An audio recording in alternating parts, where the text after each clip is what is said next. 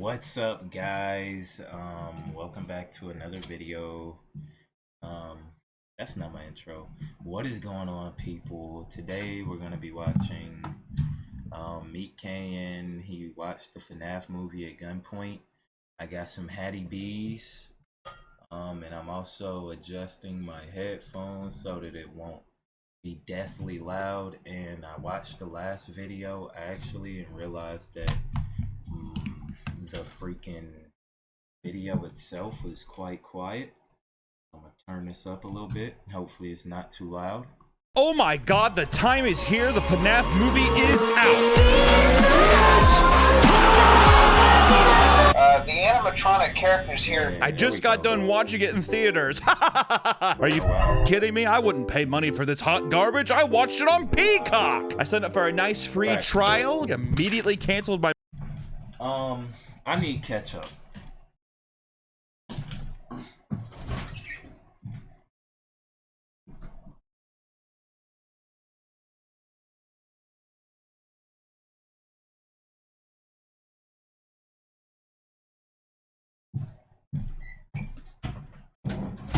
There was no way. Oh! I just got sodomized. Oh my god. Fucking headphones right in the cheek. I'm not even gonna edit this, huh? I really would end the video right now, but I'm not. Let's go. My membership afterwards. Ooh. Work the system, baby. And now, I've made a lot of predictions. I've made quite a bit, I wouldn't say quite a bit of FNAF content. I've made a little bit of FNAF content, made a little prediction deal once the trailer was released. Nailed it, nailed everything, nailed it all. Go watch it back. Fucking, hey, Kobe from the 3, you know what I'm saying? Switch. Something did happen that I feel, I didn't think that my mind would go to this place and that I would be confronted with these feelings, but I have to eat my words a bit. Willy's Wonderland and Banana Splits. They make the FNAF movie look like a 3-year-old. Wow.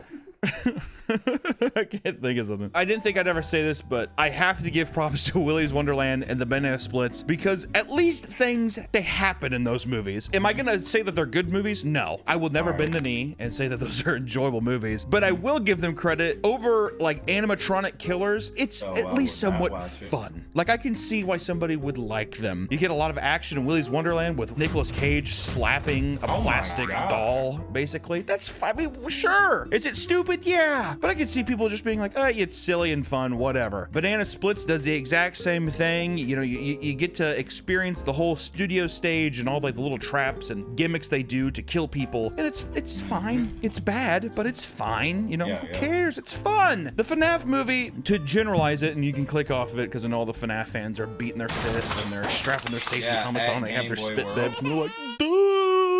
But the FNAF movie does the most criminal thing of all. It took the safest route to be as middle of the road and boring. It's boring. It's so fucking boring. Oh my god. Oh my god. How do you how does this movie, how is it boring? How do you let that get to the pipeline where it's just like, perfect. It's like a unsalted potato. That's exactly what we wanted all along. It's like one of those stereotypical plates of like a British dinner where it's like just a plate of brown. That's what the FNAF movie is. It's no taste. It's there. You can eat it if you want, but it's not going to be satisfying. We're going to talk a little bit about it today. I'm not good. Usually in these videos, I like to go through and I like to talk about the beats of the movie and talk about it, but I think it's so new. I won't do tons of spoilers, but I'm still going to put a little spoiler warning and then probably still spoil the movie. I would talk about the movie, but not a lot happens. But for our viewers who are just tuning in now, hi, nice to meet you. I'm Hunter. People hate me when I make these reviews.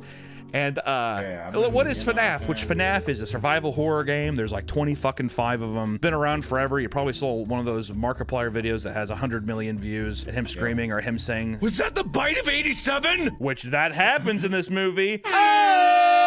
And that's FNAF. And you've probably seen people with, you know, Freddy Fazbear, and you've probably heard a sound. You've probably seen memes. It's like one of the biggest internet games ever. I don't know. Why would you click on this video if you don't know what the fuck it is? Fuck you. But let me talk to you about the general story. What happens in the movie? Which this movie stars Josh Hutcherson. Hutcherson. Who is that? Hutchinson? Hutchinson. What? Hutch? Hutch?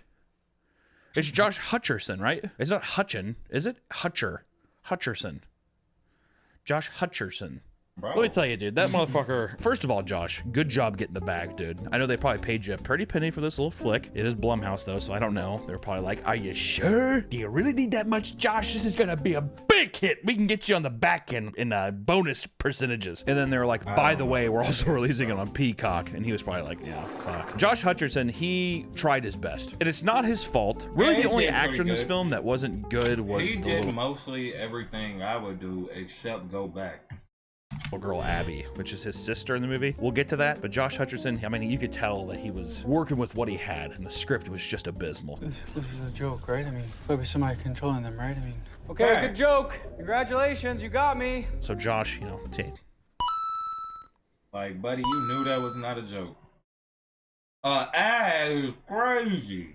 I started at Purdue Global because it was really easy to try to balance Imagine you got an classes, ad on this writing video paper. tip of the while hat to you're you, my watching friend. me in the ad. Oops.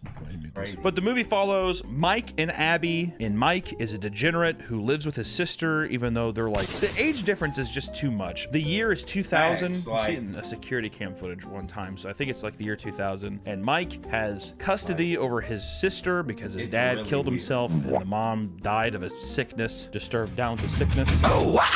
You have cancer, Hey, Andy. don't Mike get is me plagued by copyrighted now. dreams of his brother being abducted. His brother's name's Garrett. When he was a kid, he saw him get abducted, so that plagues him. So it's a big dream-themed movie. First of all, there's probably a world where that works, but it muddies the whole thing up bad. But essentially, he needs some work because he Yeah, beat a it's man for half to first, death like, for Hour of the movie, bro. I thought Abby was his daughter. I can't lie.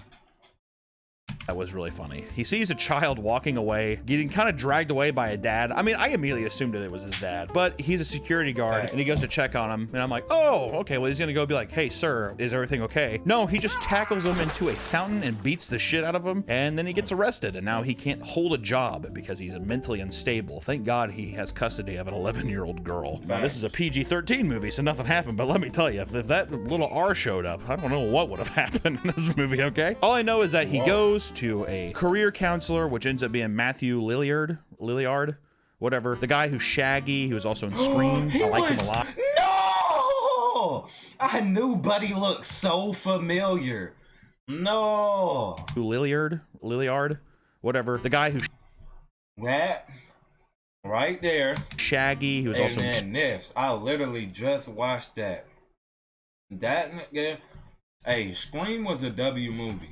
Scream. I like him a I gotta lot. He was watch also the in second 13 Ghosts. That was a bad horror movie. A really bad, really bad horror film. But he was also in Serial Mom. I like Serial Mom. You like Serial Mom? Roger Waters? Roger Waters is Pink Flamingo guy, right? Who am I thinking of? Is Roger Waters that's the basis for Pink Floyd? John Waters. Roger Waters, I think, is the... I don't know. It doesn't matter. Essentially, he's like, oh, I have a job for you. And it's, you know, you have to stay at Five Nights at Freddy's. And he gives him the job. And from there, he has like weird dream sequences and starts seeing ghost children. Yada, yada, yada. It ends up being Freddy Fazbear and all that kind of stuff. And he has to find out who killed his brother or who stole him through dream sequences. It's like that Stephen King movie from 2005 called Dreamcatcher. Terrible. Once again, awful. Feels very similar to that. There's a cop that randomly shows up, ends up being William Afton. If you don't know who that is, neither do I. Neither does any of the people who don't know the franchise. Ends up being William Afton's daughter. She ends up helping him defeat the animatronics, but the animatronics are innocent children who are ghost trapped inside the animatronic. And it turns out that the career counselor guy is actually William Afton, even though he said his name was like Steven Agdler or something like that. And then he dies. And then they set up sequel bait. Well, Also, he Matt actually Pat didn't and Corey die. Kenshin are in it. That's the movie. And if you think that I'm selling it short, you're dead wrong, baby, No, because that's essentially the literally story. about it. I'm not going to Hey, go you into it missed by the aunt. detail because, my God, the video has to have something. Like, my video has to have more than what the movie had, okay? So I'm just going to say the pros. Costumes and puppets, I'll eat my words. They look great. Jim Henson's they did company, look right? good. Awesome. It looks great. The problem with them, though, was that they're just not scary. But once again, I think that's Yeah, just the 'cause why did script they and make the the ways you eyes could have done about red? it. The people who were hired to do the job killed it. Also, the sets look what? good. I liked being in the pizzeria. The pizzeria was so much more enjoyable than like Willy's Wonderland. Willy's Wonderland set is All the eyes should have been like spring traps. God, just abysmal. Even the animatronics, which no, not trying to put down anybody, because I'm sure whoever worked, it doesn't matter. They didn't look as good. It didn't look as good. What am I supposed to tell you? All right. And Josh Hutcherson. That's the pros. If I had a scroll, I like sit it down. I'm like, yep, that's the 3 of them. Facts. Look at that. Hey, Let me get my con. I liked a couple things. I think he's being a little too hatery. Cons list ready.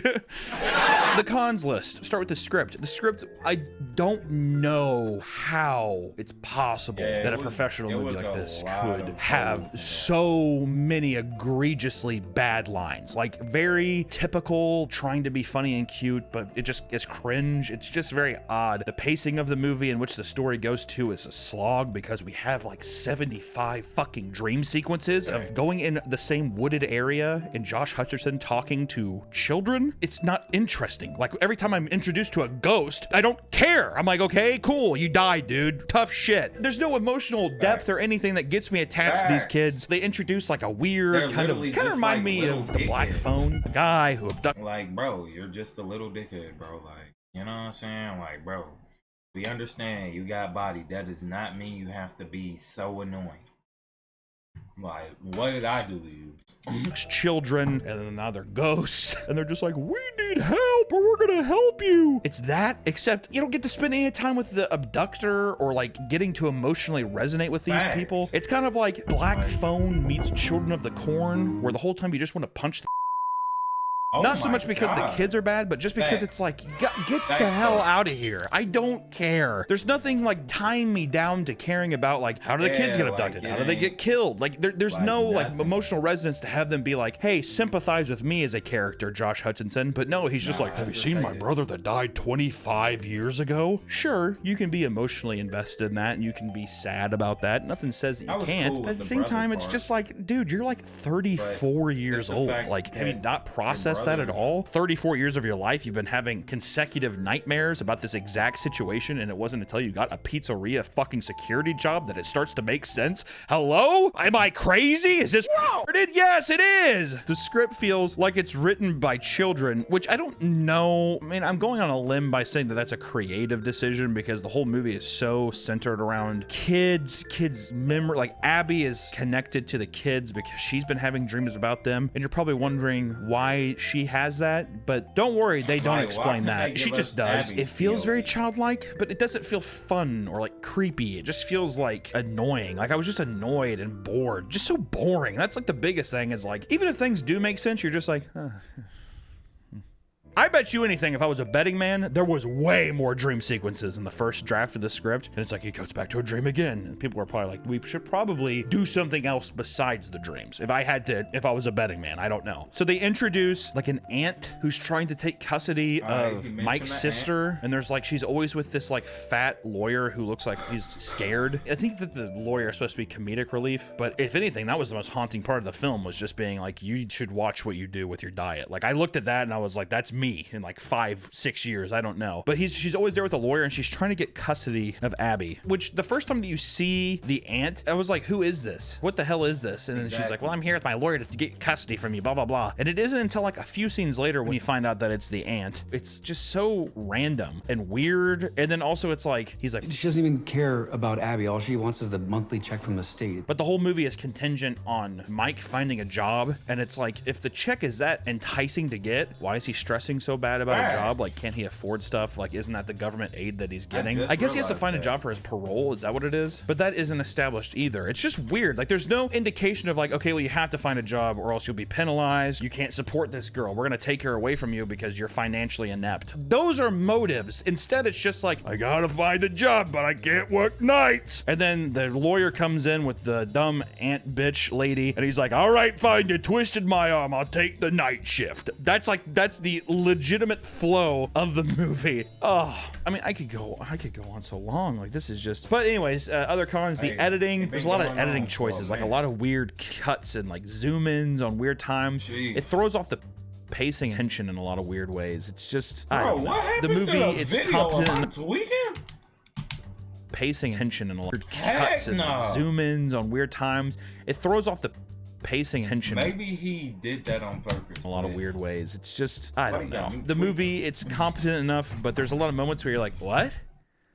Why? Why would you do that? The YouTube cameos? No Markiplier, dude. Hey, no fucking Markiplier. spoils for real. No Markiplier. Crazy. Wow. How are you gonna do that, dude? We do get Matt Pat and Corey Kenshin, which love those boys, but my God, they really, once again, directors, Hollywood system that doesn't understand why people like YouTubers, why people are attached to people in this content, and they just throw them in and they're like, Matt Pat, you work at a diner, and at the end you talk about hunger and say that it's just a theory. All right, roll. Action. You know, it's just a theory. Are you being paid? Okay. And then Corey I realized that once I seen that scene. So I actually did cap about 30 seconds ago. So that nigga who was talking 30 seconds ago cap. Kenshin's just a taxi driver and he does a scream. What the? Oh my goodness! That felt just random. Like they just did that. Like, well, yeah, it was just like, all right, we got another guy. The other biggest con about this film is that if you don't know the movie, you're not going to understand a lot of these like little stings and stuff, which is usually forgivable whenever it doesn't really impact the story. But they put it so up in your face that it feels like impossible. FNAF's whole like reason that it's even big, it's not because it's a good game. Game is actually pretty, but it's the lore, man. It's the lore. Just like Undertale and stuff like that. Sometimes the lore makes a game, and the lore made FNAF. And I can't lie, it's so much lore in this game instead of like actual factual stuff. Like, bro, how is they supposed to make a movie on this? All of this shit is like just one universe or a different universe or something, like, you know what I'm saying? Like, but it's so much lore that how would they even have got all of that across in the movie? They would have literally had to go back like so far and show so many people's backstory and fill in so many blank spots. You know what I'm saying? So there's no way they could have did it. It's too much to not be like, oh well, what is that? That's why it's inside jokes, bro. Like everything feels inside because it is. Literally, how else would you explain that? Supposed to be like, I watched this with Nick, and Josh Hutcherson opens up the locker and there's like a statue of a balloon guy, and then it does like a jump scare thing, like. What makes up a full life? Being there to lend a hand, being present while feeling our best. He just turns it around, and that's the only time we see that movie until the end when it's in Corey Kenshin's seat. I said, read the. And then Nick said, "Oh, that's Balloon Boy," and I was like, "Hmm, what does that mean?" He's like, "Oh, it's just one of the characters." In the movie. Why give that much emphasis on a jump scare to that thing? Because it was just distracting from that point. I'm like, oh, was it gonna come to life or something? Nope, just a big jump scare sting. Exactly. Balloon Boy, remember him?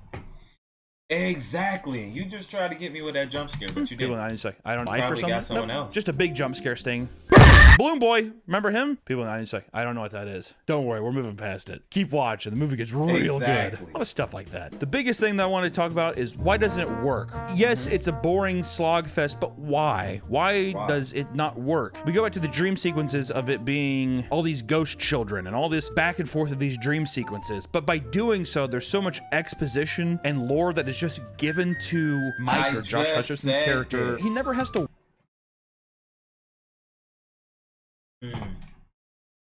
Guys, where'd you put my phone?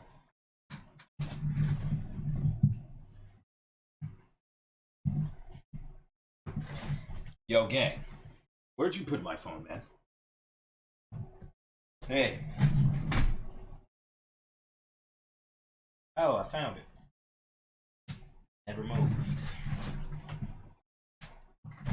I've missed the call from the Clankster himself.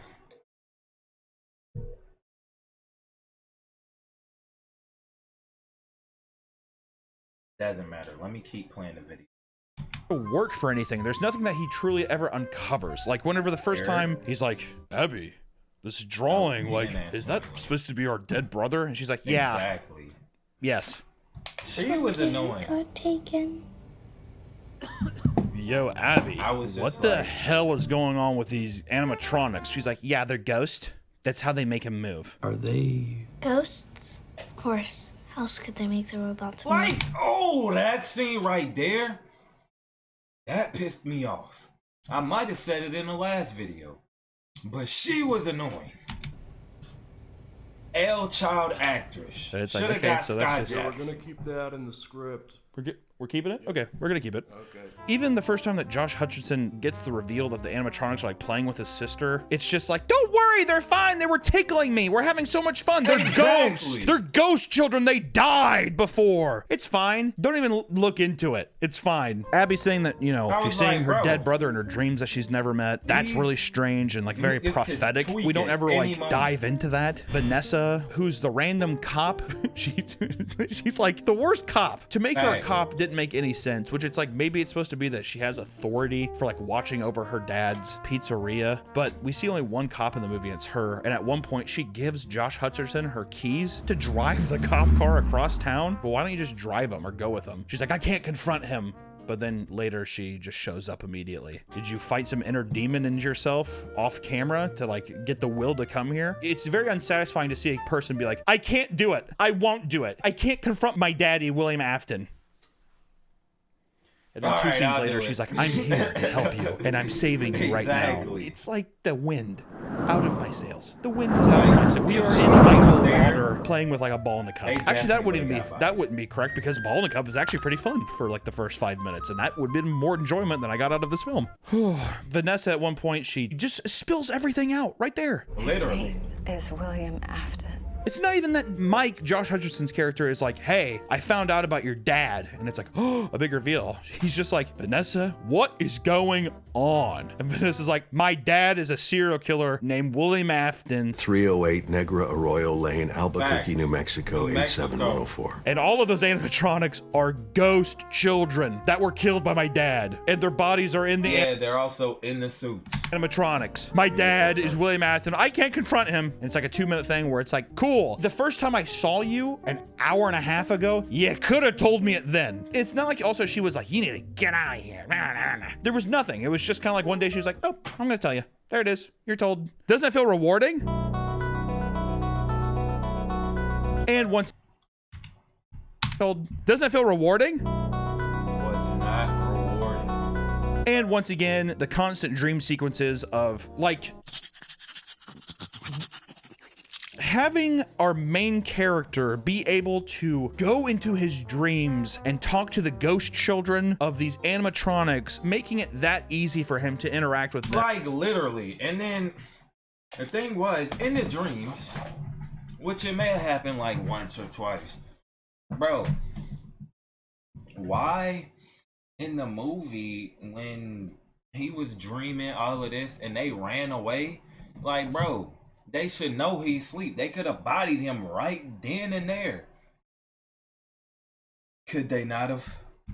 Them is such a bummer. It takes out the entire intrigue of there being ghosts in general. Him being able to conversate with them and try to like construct a plan to figure out who killed his brother before, which once again, it's just like so obvious. It's like, well, dude, it's the fucking William Afton guy. Like, what are you?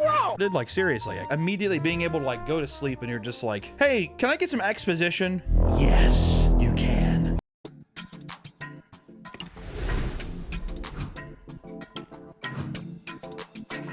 Oh, I woke up. Dang it. No more exposition. And a character walks in. They're like, I got more exposition for you. Oh, thank God. I don't want to actually have to work for anything. The biggest problem with that, and I think I'm connecting my thoughts here. I know I'm rambling and complaining, but Mike never has to actually explore the pizzeria. We don't get to actually have him have to like make the conscious decision to leave the room and like try to find clues or figure out what's going on. You could have had the weird moment where Abby is like playing with the animatronics and he's like, that was fucking strange, which turns the light switch on in his head of like, this is weird. I should go and investigate some stuff. Have him reveal these things in time, or maybe he finds a fucking child's dead body or something like that, which I know you can't do anything that gruesome because it's PG-13 and you're trying to get all of the 12-year-olds who like this shit into the theater. I get it, but it's just...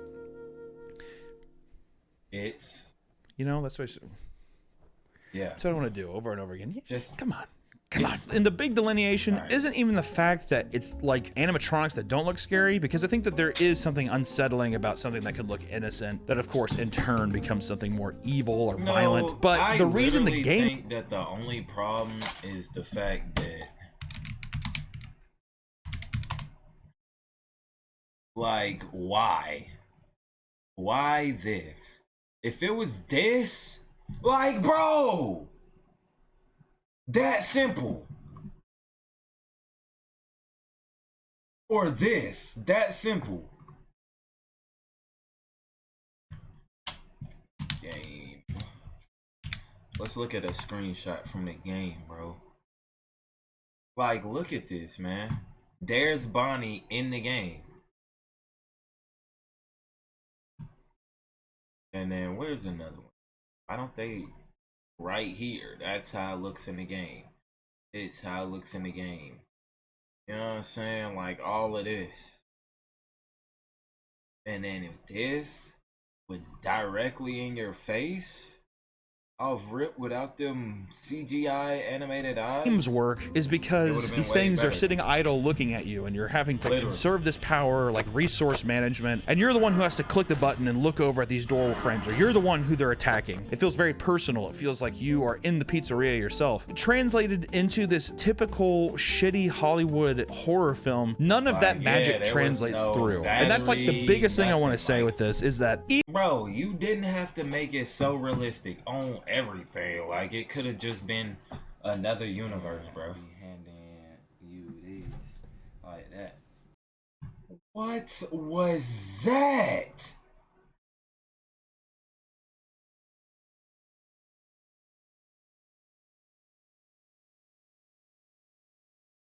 Okay.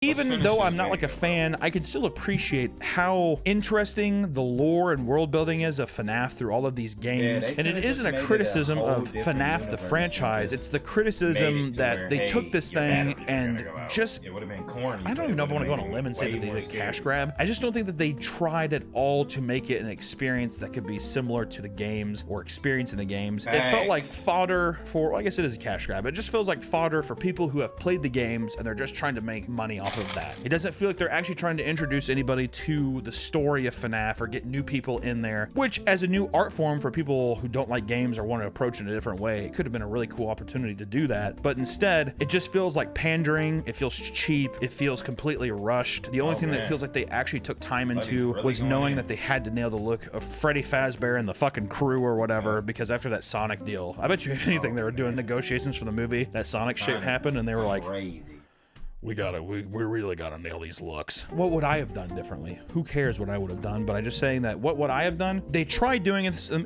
the movie where it's different nights, but they didn't put enough emphasis on it like it does in the games. I think you should have just stayed in the pizzeria. Fuck all of the stupid family bullshit, the dead brother, all that kind of stuff even. Or you know what, fuck it, keep the dead brother. Keep the dead brother in there. I don't give a shit. Get rid of all the other family drama with the aunt. Get rid of the dumbass sister. It's just you trying to figure out who killed your brother because it correlates somehow with this pizzeria. The whole idea is that if you would have not even had to make the movie first person, which I think that would have actually been pretty sweet. You have to carry around a little analog camera. Would have been tight. Just remove all of the fat and make the movie as close to the game as you possibly can, because you can still get a good typical Hollywood story out of something as simple as just checking cameras. But it then at least becomes a movie about like finding and uncovering this horrible secret that this place is plagued with dead children. You are like fighting for survival. You're fighting for your life. Never explained good in this movie. Like, you know what I'm saying? If I base my FNAF knowledge just off of that movie, I probably wouldn't even know the animatronics names, if I'm being honest.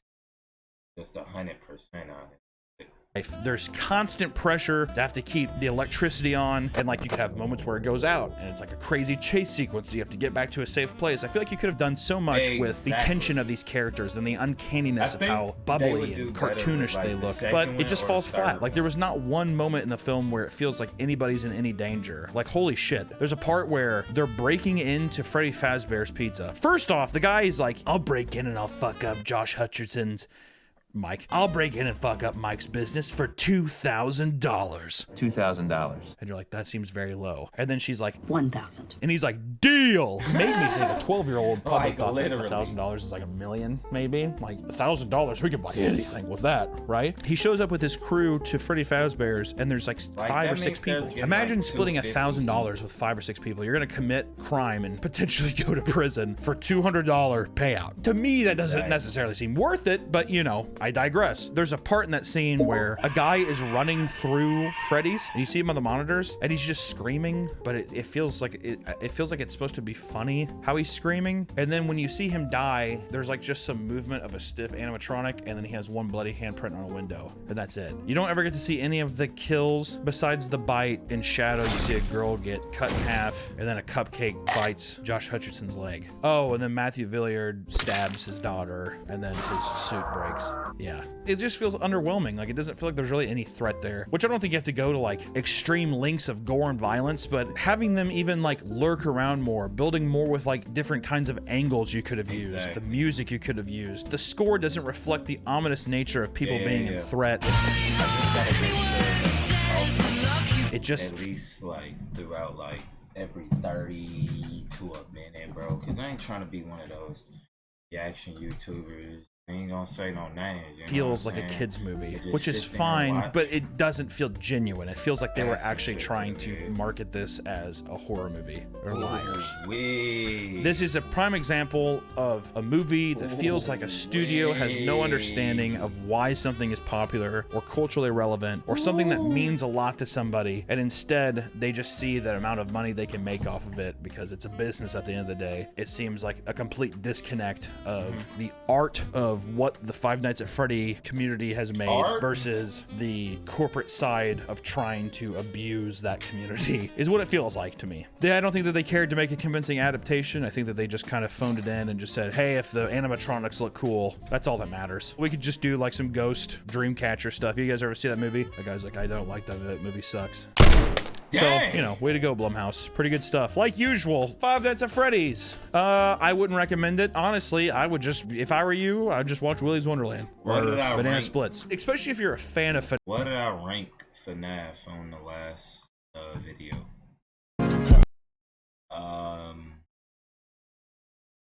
Let's see. It is what it is. What did I say? On the movie. Oh man. One. Together everything. Like that. Ethan after what they call him crying child, and Elizabeth. And also the nigga who made the video. I guess I didn't say anything. Like the lore, like the actual lore of the Michael acting. You see, Buddy talking about that lore right now. Exactly, and I didn't know what he was talking about. But I get a FNAF movie. If I'm just ignoring all nostalgia factor and just the fact that I fuck with Five Nights at Freddy's, I'm probably honestly giving the movie like a 2 out of 10. That's being generous too. Like the movie was, I watched it and I wasn't like, yeah, that's tough. Like throughout the whole movie, even the fact that it was PG-13, I was like, come on, man. Come on. And then the fact that Buddy at the end, he never died and they just set it up for a sequel. So I was lit for a sequel though. Hopefully they'll do better. And hopefully, well, never mind. No sequel. Because then I'll have to probably deal with the same characters. But like, subscribe, and yeah, whatever.